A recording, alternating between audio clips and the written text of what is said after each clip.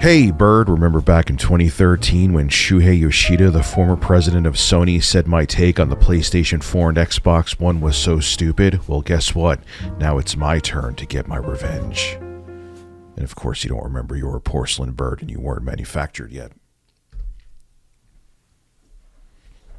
So he wouldn't know. Breasts. So, game pricing aside, and arguably hardware pricing aside, the Switch 2 was impressive when they revealed it. I was concerned about what they were going to do with the screen. They went minus OLED, all out with the screen. 1080p, 120 FPS refresh rate, 120 hertz refresh rate, excuse me. VRR, so there'll be no screen tearing. Like 10 times the power on paper of compared to the original Nintendo Switch that came out in 2017. It seems like they checked all the boxes that if you're an enthusiast, if you're a core consumer, that you would want. And I think that's a good thing because I think even the casual consumer who buys a Switch 2, they may not understand all those buzzwords that I just said. And HDR10, forgot about HDR10. The screen's capable of HDR. They may not understand all that, but they'll feel it and they'll see it. So I think it's a good thing, and Nintendo did more than I was expecting them to do with their next-gen hybrid console. Well, Sony president Shuhei Yoshida, former Sony president Shuhei Yoshida, he wasn't too impressed. And he had a lot to say to the Easy Allies podcast regarding the Switch 2, and it isn't a glowing review from him. This is what he had to say. Take a look. Yeah, so I was in the live reaction stream for not Easy Allies, Min-Max. Yeah. And I had to be pride. I wanted to be pride. So something I didn't say there was, to me, it was a bit, mixed message from Nintendo. In a sense, I think Nintendo is losing their identity.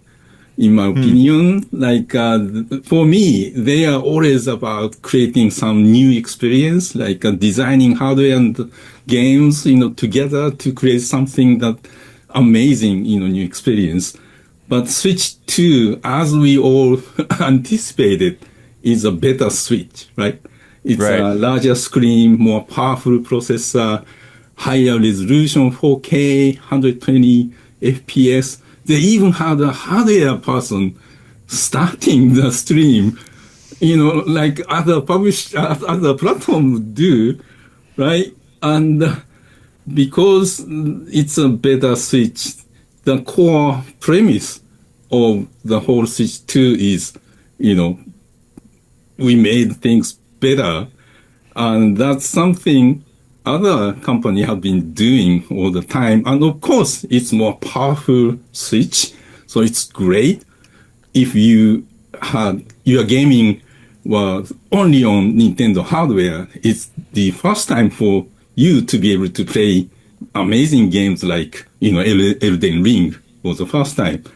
But for us, like core gamers who own multiple hardwares and play games on, PlayStation, Xbox, PC, the, games they showed off, especially from third parties, in theory, it's amazing to have all these, all stars of industry games on Nintendo hardware. However, what they showed were like, ooh. Now, Yoshida went on to talk about how he liked the mouse controls with the Joy-Cons, the camera. But other than that, he said he was disappointed because they didn't disappoint everyone. Because that's exactly what a hardware corporation or gaming corporation wants to do. They want everyone to be disappointed and hope that their surprise will take off. It's not 2006 anymore. Now, look, I understand that a lot of people forget the old Nintendo, okay? Like, what happened from the NES to Super NES? It was a more powerful Nintendo Entertainment System. The architecture is different, but you get my point, right? You could even go from the SNES to the N64. They brought it into the 3D era, and it was the most powerful console of the 5th generation. Now, there were issues with it that it didn't sell well. For example, Nintendo chose to stay with cartridges. It wasn't really until in the GameCube, we could go, GameCube is actually more powerful than the PS2, but the smaller discs that Nintendo used to mitigate piracy, they didn't really get into online gaming like Sony and especially Microsoft did during the 6th generation. They're still catching up to that, let's keep it real, when it comes to online gaming. But it really wasn't until the Wii that Nintendo tried to be completely different. And that was lightning in a bottle, okay? Lightning in a bottle, excuse me. At the time, there wasn't smartphones. The casual gamer or the casual consumer, they saw the motion controls. They saw Wii Sports, which was a brilliant move by Reggie to make that a free pack-in game with the original Wii. And that's why it sold so well. And I'm not saying there wasn't fantastic games for the Wii. There was Legend of Zelda, Twilight Princess, Super Mario Galaxy, Super Mario Galaxy 2. The list goes on and on. But to me, the Wii, and I saw it firsthand for many people because they just bought it for Wii Sports, was the most successful dust collector of all time. There are people to this day in 2025 who don't play games at all next to their OLED TV or whatever the hell big TV they have that still have a Wii there collecting dust. It still actually looks fairly modern and nice, to be honest with you, but it's never touched. They bought it for Wii Sports. They bought it for a couple other shovelware motion control games, and they never touched it again. And Mr. Yoshida, Nintendo tried to catch that lightning in a bottle again with the Wii U. That was during the tablet craze where everyone thought they could create their own iPad. And they had the Wii U gamepad with the screen, where even if you never touched the Wii U gamepad screen, you had to have it tethered to it. If you didn't have the Wii U gamepad working, the console was a brick. Now, Nintendo learned a lot of lessons from that, and that was what was the brainchild, the Wii U, for what the Switch ended up being. If you think about it, the Switch was the Wii U gamepad, but it wasn't tethered to a console connected to your TV. It was the console. But Nintendo found something that works. There's an entire industry now based around hybrid consoles. We have the Steam Deck, the Steam Deck OLED, the ROG Ally, the ROG Ally X, the Lenovo Legion Go. They're coming out with a new one that's going to have Steam OS on it. It birthed this entire industry because people love the idea that they could take the same AAA games that they could play on their home consoles on the go. Now, the one thing I'll give to Mr. Yoshida is that, yeah, Nintendo laid the groundwork. They made the foundation for all of these other hybrid gaming PCs that are basically, they look like Nintendo Switches. And now Nintendo isn't the only show in town, so it'll be interesting to see how the console sells. I still think it'll be successful, but will it be original Nintendo Switch successful now that there's competitors? But for Nintendo, for what he was insinuating, for Nintendo to scrap a winning formula of the Switch and just come out with a completely new hardware where you use a bird as a motion control and just go into another gimmick would be lunacy.